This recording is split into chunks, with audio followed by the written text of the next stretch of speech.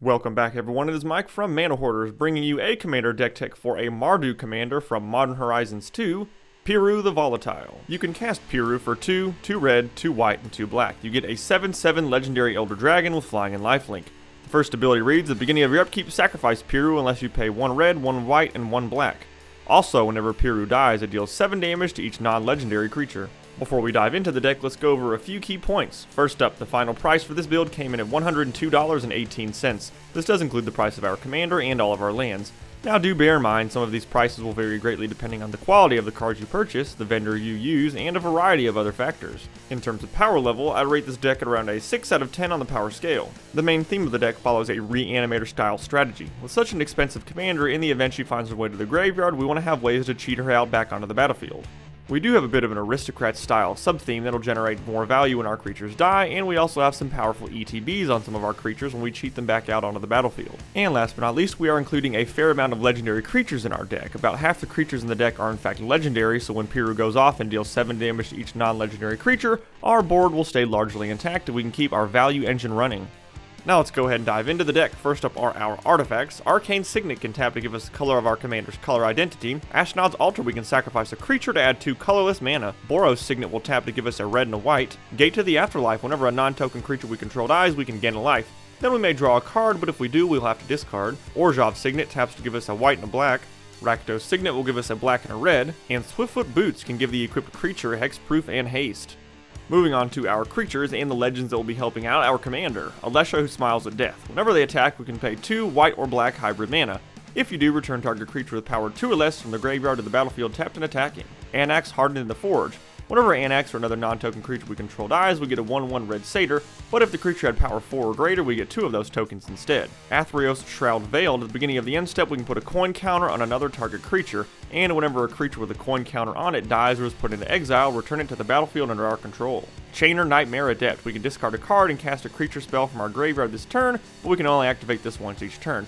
And whenever a non-token creature enters the battlefield under our control, if we didn't cast it from our hand, it gains haste. Felden of the Third Path, we can pay 2 and a red, tap him and create a token that's a copy of target creature in our graveyard except it's an artifact. In addition to its other types, it gains haste, but we will sacrifice it at the beginning of the next end step. Gadrak the Crown Scourge has flying, can't attack unless we control 4 more artifacts, and at the beginning of the end step we create a treasure token for each non-token creature that died this turn. Garna the Bloodflame has flash. Whenever she enters the battlefield, we're going to return to our hand all creature cards in our graveyard that were put there from anywhere this turn, and other creatures we control have haste. Sir Conrad the Grim will deal damage to our opponents whenever creatures die, whenever they enter the graveyard from anywhere, and whenever they leave the graveyard for any reason. Tajik Legion's Edge has haste, mentor, and will prevent all non-combat damage will be dealt to other creatures we control, thus protecting our creatures from our commander's volatile second ability. Teysa Karlov will double up the number of death triggers from our creatures dying, and creature tokens we control have vigilance and lifelink. Tormod the Desecrator, whenever 1 or more cards leave our graveyard, we get a tapped 2/2 black zombie creature token. Varagoth Blood Sky Sire, we can use the boast ability whenever it attacks to search our library for a card, shuffle our library, and put that card on top. And Whisper Blood Liturgist, we can tap it, sacrifice 2 creatures, and return target creature card from our graveyard to the battlefield. And for our not so legendary creatures, Anger has haste, and as long as it's in our graveyard and we control a mountain, all of our creatures have haste. Apprentice Necromancer, we can pay a black, tap it, sacrifice it, and return target creature card from our graveyard to the battlefield,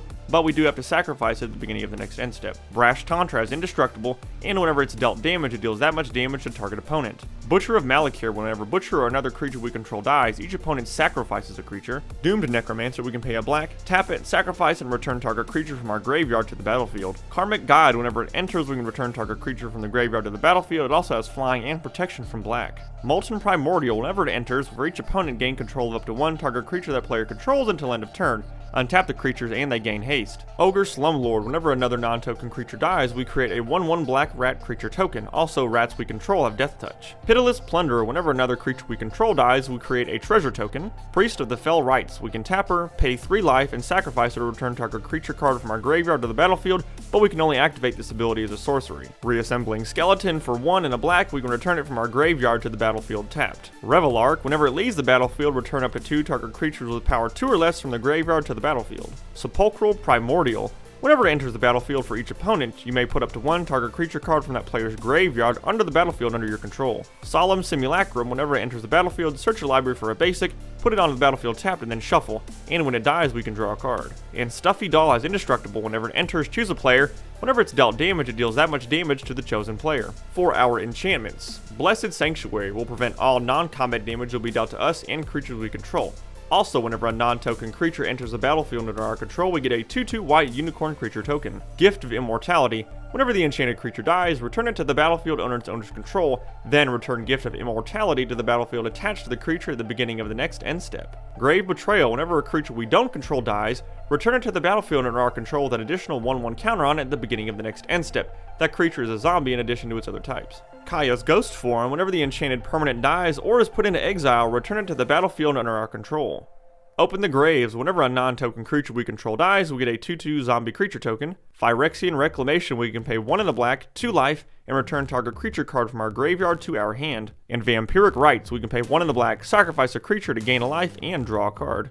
Moving on to our instance, Abnormal Endurance. Whenever the creature dies, we can return it to the battlefield tapped under its owner's control. Altar's Reap, we can sacrifice a creature to draw 2 cards. Burnt Offering, we can sacrifice a creature and then add any amount of red and or black mana equal to that creature's converted mana cost to our mana pool. Costly Plunder, we can sacrifice a creature or an artifact to draw 2 cards. Dark Ritual adds 3 black mana. Malakir Rebirth, we will choose target creature, lose 2 life, and whenever the creature dies this turn, we will return it to the battlefield tapped under its owner's control. Sacrifice, we can sacrifice one of our creatures to add black mana equal to the converted mana cost of that creature to our mana pool. Supernatural Stamina, whenever the creature dies, we will return it to the battlefield tapped. Thrill of Possibility, we will discard a card to draw 2 cards. Undying Evil, the target creature gains Undying until end of turn. Whenever it dies, if it had no 1/1 counters on it, we will return it to the battlefield with a 1/1 counter on it. And Village Rites, we will sacrifice a creature to draw 2 cards.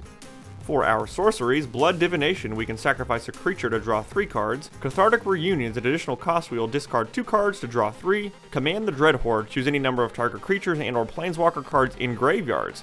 Then Command the Dreadhorde deals damage to you equal to the total converted mana cost of those cards, then we will put them onto the battlefield under our control. Damnable Pact, target player draws X cards and loses X life.